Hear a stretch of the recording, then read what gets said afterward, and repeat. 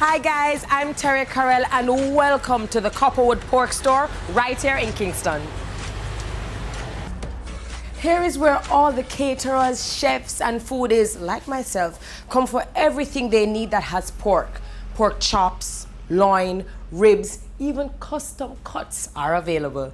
We look at easy to follow recipes that teens, bachelors, moms and those who just love to cook up a storm will be excited to create after they see the many ways that pork can be prepared. So get ready to have some fun with me as we watch chefs and their guests throw down some serious pork action in this season's Pork of the Week.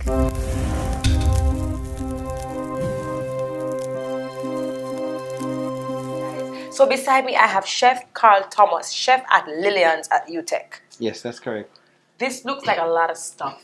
I don't know. Are you going to break it down for me and give me a good synopsis of what it is you're going to be doing using the Copperwood pork with loin chops to be exact? Yeah, but today I'll be using the Copperwood loin chops to do panko crusted pork chops. Panko? Panko.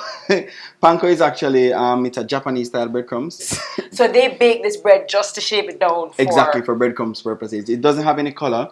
The process of baking, basically they have joules of electricity going through the dough itself, cooking it and not giving the bread itself any color. Then they process it into breadcrumbs and it is the most crispiest breadcrumbs you've ever tasted in your life.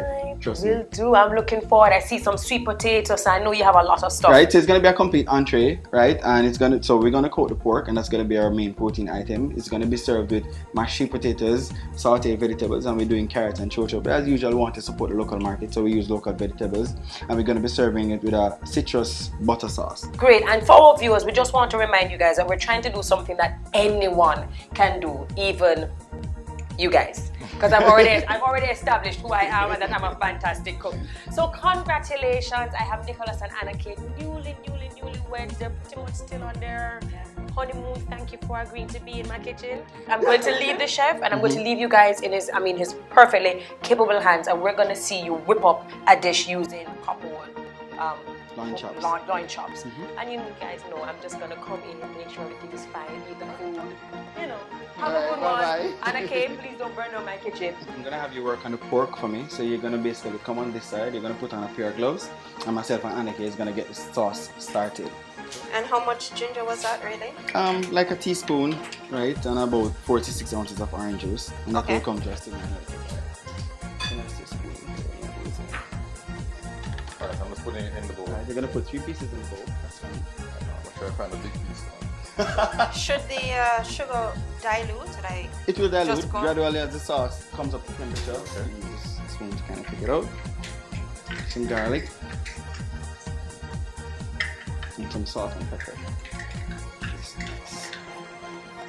Alright, this is going to be a citrus butter sauce, right? So, in order to make the sauce a little bit more stable, we're going to actually add a bit of cornstarch to it.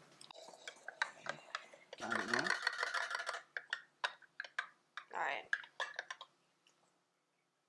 Alright, so we're going to marinate that. 2 hands. Great. Alright, back to you now, Nick. Alright, so we're going to do something that we're going to pass the product through the breaded process. Alright, so we're going to create what we call an egg wash. And a simple egg, right, and milk. Here.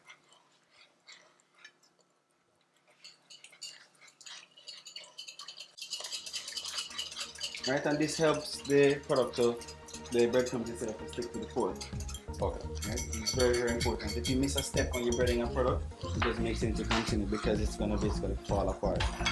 And this is the traditional breading process, right? We're going to take the wet ingredients, we're going to dry it off in the flour, then we're going to dip it in the egg wash, then we're going to put it in the breadcrumbs. Okay, so flour, egg wash, breadcrumbs. Correct. And then pot. Yeah. So that's late in? Yeah, this part and then away from you, the bottom section. Alright, so the pork is looking good so far.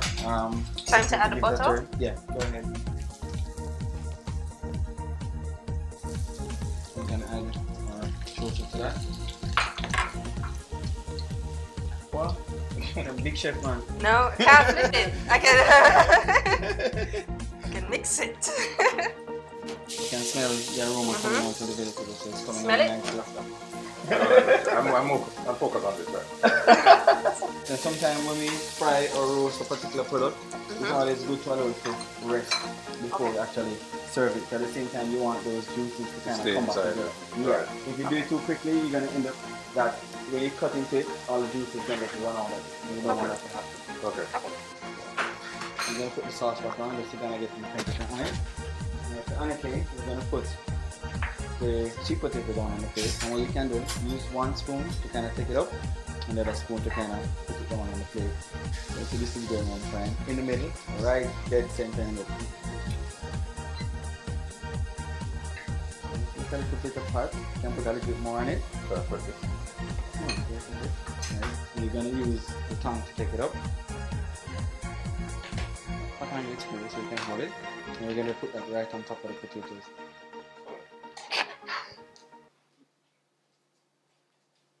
Press it down a little bit. Oh Lord. No, it's alright, it's fine. Sure. Abstract is good, you don't have to try to balance everything up there. A little bit more. Okay, great. Alright, Nicholas, your time now. You're gonna put the pork on top of that. Switch places. Okay, so that's Yeah, you're just gonna Don't take up plop the piece it. of pork. Yeah, let me see the other side so we see which side is our best side. Alright, we're gonna use this one. side. And we're gonna put it right on top of that. So we're gonna put a little bit on top, and the rest of the sauce is gonna go on the okay, side. so you're gonna see my technique, huh? Yeah. Like to mix it up or just No, I can use a little stir, that's okay, fine. a little on top Mm-hmm. Little. and drizzle. Yeah. Give me a little bit more. I'm on more the side. alright. Yeah. Go on the side. Yeah, a little bit more on the side, that's fine. Right? Alright. And then now, and okay, I'm gonna ask you just to garnish it. You can put that back down, that's fine. Alright. Right, I'm just gonna take up a combination of our shoestring carrots and beetroots and put it right in the middle. You can rest on the bowl because you probably need to break it. Right here. Yeah, right on top. You like more carrot? Alright. Wonderful. So that's it. Our panko crusted Copperwood pork loin chops. To prepare the perfect pork, Lorraine Fung is here to give us today's pork tip. What mistake do we make when we shop for pork? We go to the supermarket, we drive around for another 2 hours, we go shopping, we visit our friends. Mistake.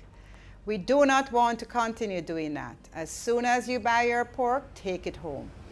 Put it on the proper condition. If you know you have to go shopping elsewhere, take a cooler with you, take some ice with you.